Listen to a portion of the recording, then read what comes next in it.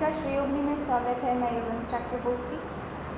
आज इस वीडियो में मैं आप सभी से बहुत ही इम्पॉर्टेंट इन्फॉर्मेशन शेयर करना चाहती हूँ। ये वीडियो मेरी सभी गर्भवती महिलाओं के लिए है, सारी प्रेग्नेंट वुमेन्स के लिए है, क्योंकि कल सूर्य ग्रहण है और बहुत सी लेडीज़ को बहुत कुछ नहीं पता है। जो नई पहली बार गर्भवती हुई हैं उन्हें शायद बहुत सी इन्फॉर्मेशंस नहीं होंगी, और कभी कभी जो बाहर की बातें सुनी हुई होती हैं उनसे थोड़ा सा नेगेटिव इम्पैक्ट पड़ता है।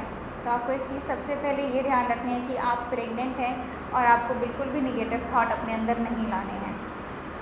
तो आप मेरे साथ इस वीडियो में बने रहिए, आप सभी गर्भवती महिलाएं, और आइए जानते हैं कि हम क्या करें और क्या नहीं। पहले जब सूर्य ग्रहण पड़ता है, ग्रहण से 12 घंटे पहले आपका सूतक लग जाता है। सूतक का काल होता है 12 घंटे का। इस काल में ना ही कोई कार्य किया जाता है और ना ही सजेस्ट किया जाता है कि किया जाए, कोई भी अच्छा काम नहीं किया। सिर्फ गर्भवती महिलाओं से मेरा ये आग्रह रिक्वेस्ट है कि इस काल के पूर्व ही वो अपना खाने पीने का बंदोबस्त कर लें। फिर इसके बाद जो काल आता है वह है ग्रहण काल। ग्रहण काल में मैं रिक्वेस्ट करूँगी कि सभी गर्भवती महिलाएं व सभी लोग इसमें व्रत रहें तो अच्छा है। ज़रूरी नहीं है कुछ खाया पिया जाए, लेकिन अगर आपको कोई कष्ट होता है, आप गर्भवती हैं, तो आप ज़रूर से खा सकती हैं, पी सकती हैं, लिक्विड ले सकती हैं, फल का सेवन कर सकती हैं। कोशिश करें कि अन्न का सेवन ना करें। नेक्स्ट, इसमें हम और कौन सी योगिक प्रैक्टिसेस कर सकते हैं मैं आपको वो बताती हूँ। सबसे पहली जो हमारी योगिक प्रैक्टिस होगी वो है अजपा जप। एक मंत्रोच्चारण का तरीका है जो आपका चलते फिरते उठते बैठते सांसों में रहता है। आप बात भी कर रही हैं तो मानसिक जप चल रहा है, आप बैठ भी रही हैं, खा भी रही हैं या कोई कार्य कर रही हैं, तो वह जप निरंतर आपके सांसों के अंदर चलता रहता है। इसमें आपको किसी विशेष स्थान पर बैठ करके, पूजा स्थल पर बैठ करके जप करने की ज़रूरत नहीं है। ये जप किसी का भी हो सकता है आपको ओम चैंट करना हो, गायत्री मंत्र जप करना हो, या महामृत्युंजय मंत्र या कोई अन्य मंत्र आप जपना चाहें। लेकिन मैं आपसे कहूँगी कि आप गायत्री मंत्र का जप करें। गायत्री मंत्र के बहुत पॉजिटिव इफ़ेक्ट्स आपके गर्भ शिशु पर होंगे। गायत्री मंत्र जप मात्र से आपके गर्भ शिशु का फास्टर ब्रेन डेवलपमेंट होएगा। मंत्र लेखन भी कर सकते हैं, यानी कि आप कॉपी पेन लीजिए और कोई भी मंत्र लिखना शुरू कर दीजिए। यदि ये भी करने का मन नहीं है आपका, तो आप मंत्र सुन सकती हैं। अगर आपके पास उसका ऑडियो अवेलेबल है तो आप निरंतर उसको सुन सकती हैं। तीनों का इफ़ेक्ट एक जैसा ही होता है। जो वाइब्रेशंस क्रिएट होते हैं, जो इम्पैक्ट पड़ता है आपके गर्भ शिशु पे और आपके शरीर पर, बहुत ही पॉजिटिव होता है। आज ये पॉजिटिविटी हमें नहीं नज़र आएगी, लेकिन जब हमारा बच्चा हमारी आंखों के सामने होगा, प्रत्यक्ष रूप में आपको दिखता चला जाएगा। दूसरी यौगिक प्रैक्टिस हमारी है प्राणाकर्षण प्राणायाम।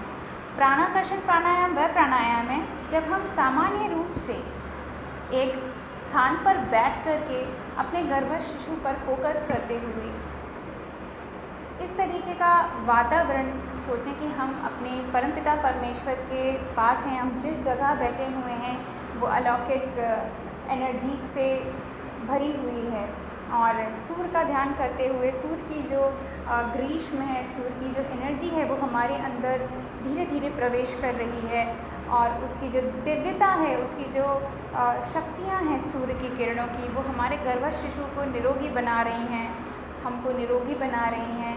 हमारे प्राणों में वो संचार हो रहा है, हम स्वस्थ हो रहे हैं, हमारे अंदर नए प्राण ऊर्जा स्थापित हो रहे हैं।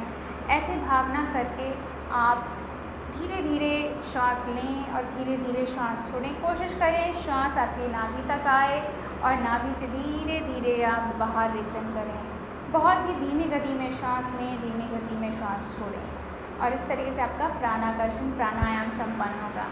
तीसरी यौगिक प्रैक्टिस है आपकी गर्भ संवार। गर्भ संवार बहुत ही अच्छा है, आप इसे चलते फिरते भी कर सकती हैं। आप यदि कोई काम कर रही हैं तो आप अपने शिशु से एक हाथ आपके गर्भ पर हो, अपने बच्चे को बताते जाएं, बच्चे मैं ये काम कर रही हूँ, बच्चे मैं वैसा काम कर रही हूँ, ये कार्य से ये फ़ायदा है, और इस कार्य से आप जो कार्य कर रही हैं उस कार्य के बारे में उसके लाभ बताती जाएं। कोशिश करें जो हानिकारक चीज़ें आप कर रही हैं पहले तो उन्हें ना करें। दूसरा, अगर आप कुछ अच्छा कर रही हैं तो इन्फॉर्मेशन अपने बच्चे को ज़रूर से देती जाएं कि आपने ये क्यों किया और ये कार्य से क्या फ़ायदे हैं। ठीक उसी तरीके से गर्भ संवाद में आप ध्यान लगा करके गर्भस्थ शिशु से और अपने ईश्वर से संवाद कर सकती हैं, प्रार्थना कर सकती हैं। आप ध्यान लगाते हुए एक हाथ अपने शिशु के ऊपर रखें और आप कोई भी पाठ कर सकती हैं, संस्कृत का पाठ कर सकती हैं। यदि आपको संस्कृत आती है या आपके पास कोई संस्कृत की किताब है, आप उसका पाठ कर सकती हैं, रीडिंग कर सकती हैं। बच्चे के लिए आप पौराणिक किताबें पढ़ सकती हैं। आप इस तरीके की बुक्स को पढ़ें जिससे कि बच्चे का मेंटल डेवलपमेंट होएगा और शारीरिक विकास में भी बहुत हेल्पफुल होगा। हमारी जिसमें 4th यौगिक प्रैक्टिस है दैट इज़ योग निद्रा। योग निद्रा अपने आप में बहुत ही शक्तिशाली यौगिक प्रैक्टिस है। इस प्रैक्टिस को करने के लिए आपको वैसे तो किसी इंस्ट्रक्टर की ज़रूरत होगी, लेकिन अगर आप इस प्रैक्टिस के बारे में थोड़ा बहुत भी जानते हैं तो सजगता बरतते हुए आप शवासन में लेट जाएंगे और आप योग निद्रा स्वतः ही कर सकते हैं। लेकिन अगर आप योग निद्रा करना चाहती हैं और इसके लाभ उठाना चाहती हैं और अपने गर्भस्थ शिशु को हेल्दी और वेल्दी रखना चाहती हैं, वाइज रखना चाहती हैं, तो इसकी आप डेली प्रैक्टिस कर सकती हैं। अगर आप योग निद्रा के बारे में नहीं जानती हैं तो आपको ऐसी बहुत सारी वीडियोस अवेलेबल होंगी यूट्यूब पे, या फिर आप गायत्री परिवार से कोई भी बुक्स लें जिनके बारे में लिखा है योग निद्रा के बारे में, आप उसको एक बार रीड करें, उसे फॉलो करके करें तो बेटर रहेगा। अगर आप लोग ये प्रैक्टिसेस करती हैं ड्यूरिंग दिस ग्रहण काल तो बहुत ही फ्रूटफुल होगा। कोशिश करें इन 3 घंटों को आप अच्छे से अच्छे तरीके से यूटिलाइज़ करें। डरें बिल्कुल नहीं, कोई दुष्प्रभाव नहीं पड़ेंगे आपके संतान पर, आपके गर्भस्थ शिशु पर और आप पे अगर आप ये सारी प्रैक्टिसेस करेंगे।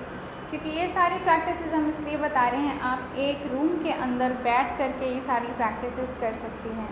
अगर आप ये योग क्रिया डेली ऑप्ट करेंगी, डेली करेंगी, तो भी इसके उतने ही सकारात्मक प्रभाव होंगे। आशा करती हूँ आपको मेरी ये वीडियो पसंद आई होगी, इन्फॉर्मेटिव लगी होगी। अगर इन्फॉर्मेटिव लगी हो तो प्लीज़ कमेंट ज़रूर कीजिएगा, शेयर ज़रूर कीजिएगा और प्लीज़ सब्सक्राइब ज़रूर कीजिएगा ताकि मैं मोटिवेटेड रहूँ और आप लोगों के लिए कुछ ना कुछ अपलोड करती रहूँ वीडियोज़ में। आप लोगों का दिन शुभ एवं मंगलमय हो। धन्यवाद।